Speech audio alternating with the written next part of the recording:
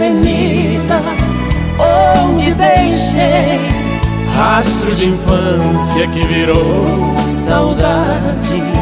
E hoje existe em cada esquina meu nome escrito para a eternidade.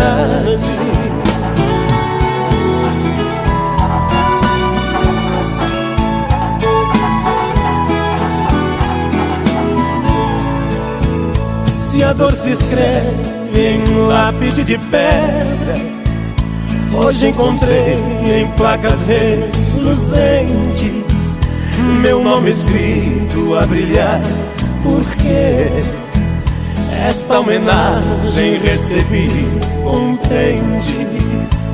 Foram 40 anos de trabalho que felizmente estão reconhecidos.